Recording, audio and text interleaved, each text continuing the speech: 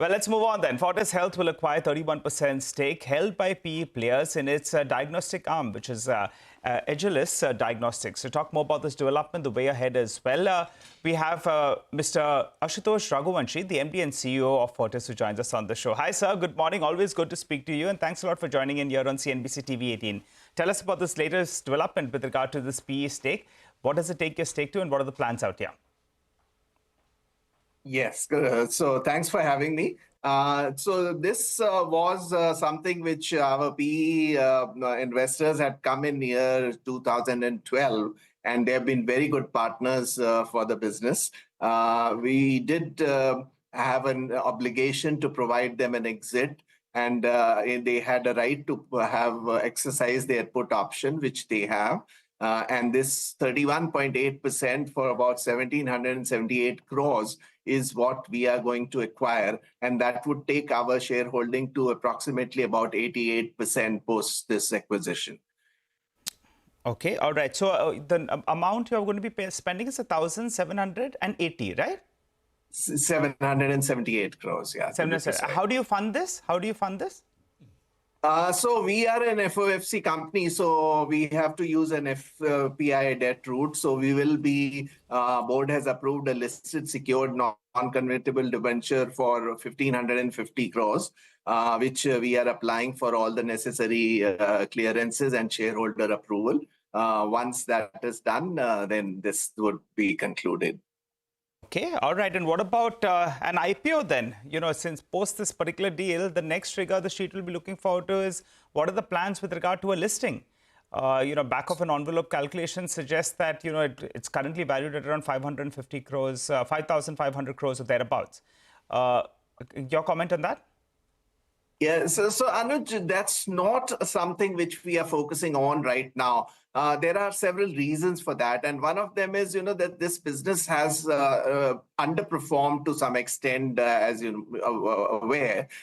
And we have had a lot of headwinds. The brand change had a negative impact as well. And then there was, some impact from the increased competitive intensity as well. So our focus right now would be to create these channels and digital channels, especially increase the presence in the specialized tests, genomics, etc., and improve the performance, bring it at par with the other industry players before we think of any event now. Got it. So no IPO plans as of now. Mr. Raghuvanshi, this is Nigel on this side. And I have just one more query on this particular deal before we close the loop on this. As you said, the performance has yet to catch up. I think in the first quarter, the growth was low single digit, with margins in those high teens. What's the outlook for the remainder of the year on this particular asset? Yeah, sorry, Nigel. Yes, that definitely is been the case, but we are seeing the performance improve. The revenue was kind of static for the last quarter, but we are seeing some improvement happening there. And all the efforts which we have started doing on the operational side in terms of increasing our contact points, etc., is yielding results. Certainly, the profitability is improving, and we expect the performance to improve from the previous quarter. Mr. Raghuvanshi, hi, good morning, sir. Just to give us an update for the second quarter so far for the hospitals business. What's the so far, what is occupancy looking like, and RPOP, etc. Just some sort of numbers there for Q2 so far. Yeah, so Q2 trend has been good. The occupancy numbers have slightly improved from the previous quarter. We had about 66% occupancy in the previous quarter. Now we are trending around 67 to 68% at the moment. And the RPOP numbers, as I had said earlier, would probably grow in a more modest way going forward. But so far, the growth has been good. And we are seeing that as a result of essentially this is coming on the backing of improving the case mix and also the surgical numbers improving.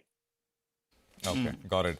You know, every time you are on, Mr. Raghuvanshi, I always ask you about that IHH bit. And is there any movement at all? What's the latest?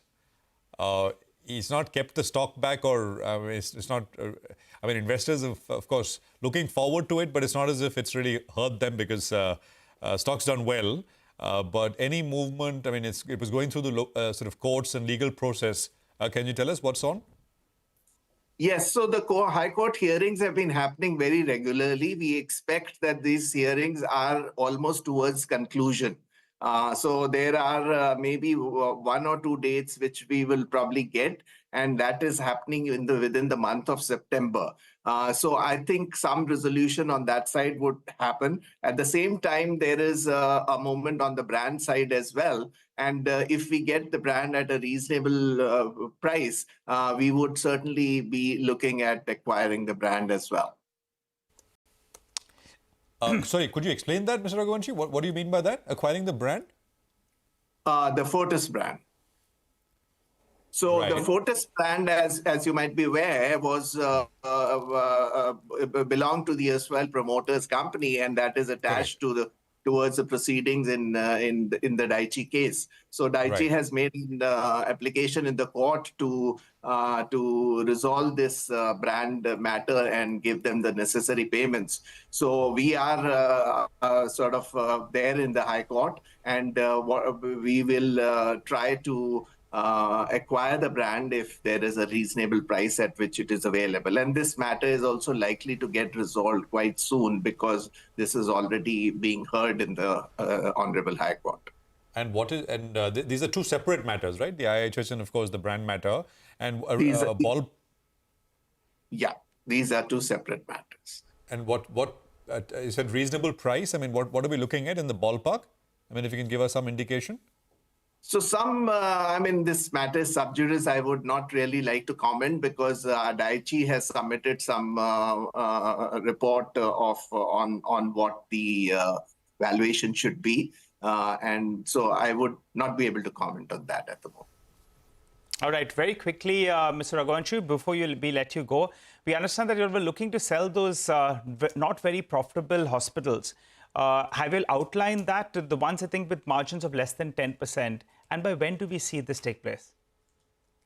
So we have already exited 2 hospitals in Chennai last year, but there are few other smaller hospitals which we would look at, but those are not the larger ones. They are just the small facilities.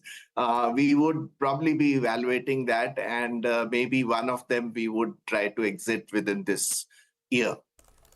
All right, Mr. Raghuvanshi, thanks a lot for joining in and giving us a fair idea about the recent deal, about how the hospital business is shaping up, and also your plans going ahead. We look forward to having a chat with you in the coming weeks.